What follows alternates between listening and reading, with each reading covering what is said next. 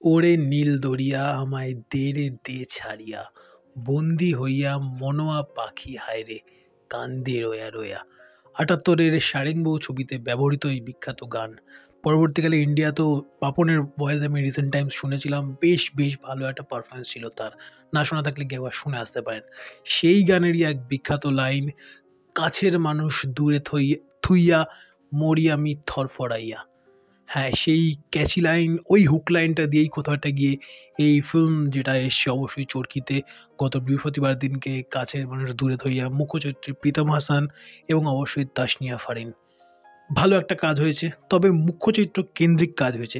বিশদে বলব, পরিচয় পর্বটা সেরে নিই।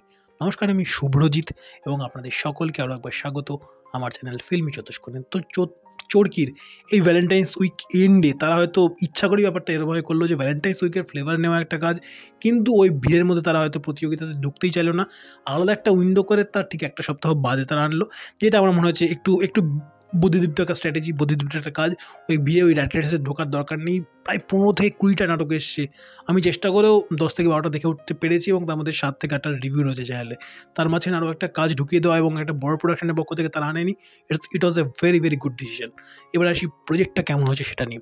প্রজেক্টের প্রথম যদি আমি বলি, ৫০টা মিনিট খুব টাইট। আমার খুব গ্রিপিং লেগেছে যেভাবে এই লাভ, একটু গল্পটা নিয়ে হালকা বলে রাখি।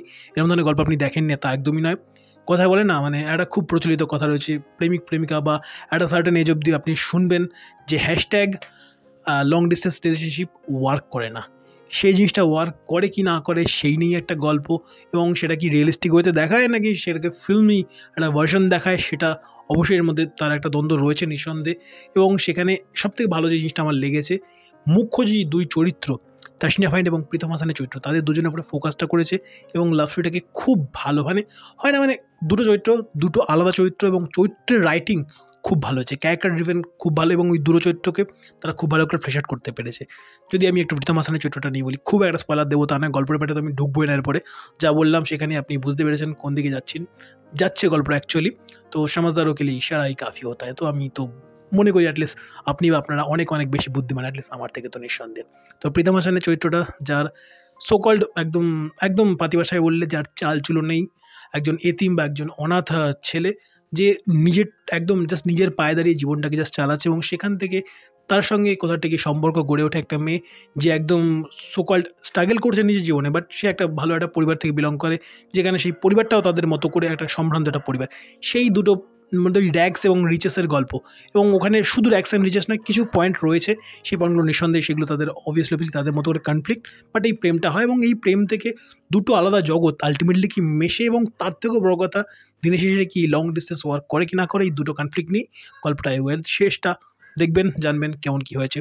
যারা দেখেছেন অবশ্যই কমেন্ট বক্সে আপনাদের কেমন কী লেগেছে। তো দুটো চরিত্র রাইটিং প্রমিনেন্ট এবং তারা তাদের টোনে থেকেছে।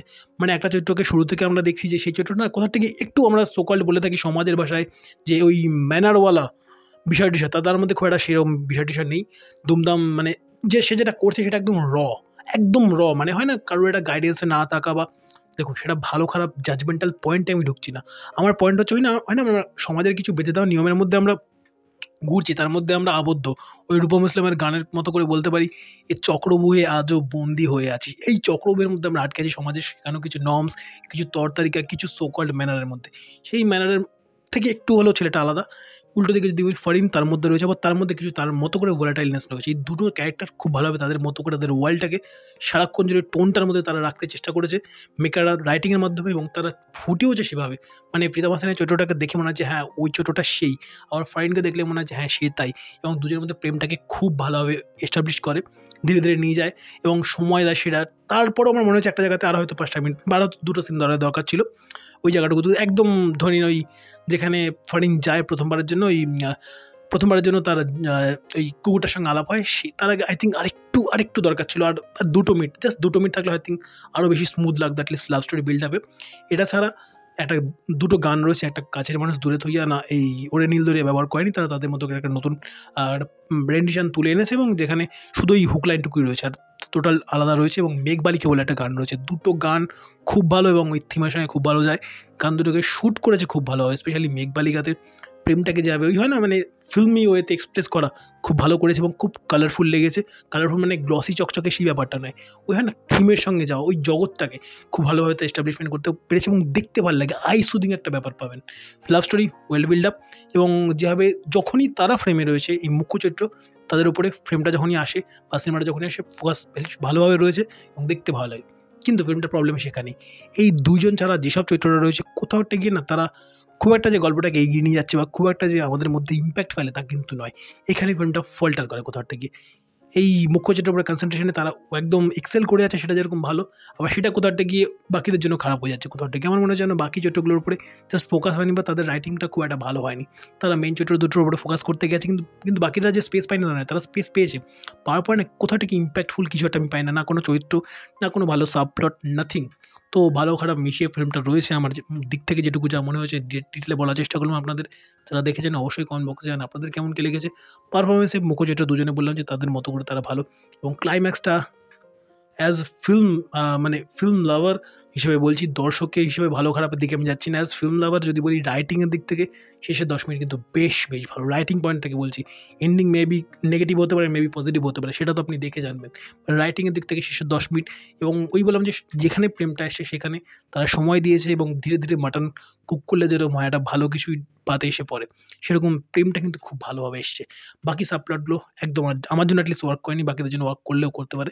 তো এই ছিল আমার পয়েন্ট, আপনাদের কেমন কি লেগেছে অবশ্যই জানান। এই কাছের মানুষ দূরে থইয়া আপনাদের মধ্যে কতটুকু ইম্প্যাক্ট ফেলতে পারলো, এবং আমার ভিডিও নিয়ে যদি কিছু বক্তব্য থেকে থাকে অবশ্যই এটা ভিডিও কমেন্ট বক্সে জানাতে বলবেন। ভিডিও ভালো লাগলে লাইক শেয়ার সাবস্ক্রাইব, চ্যানেল প্রথমবারের জন্য চ্যানেলটাকে দেখে থাকলে সাবস্ক্রাইব করে পাশাপাশি পাশে থাকে নোটি বাটনটাতে অল নোটিফিকেশন অন করে চ্যানেলের সঙ্গে থাকতে বলবেন। ভালো থাকুন, ভালো রাখুন এবং অবশ্যই ভালো ভালো কন্টেন্ট দেখতে থাকুন।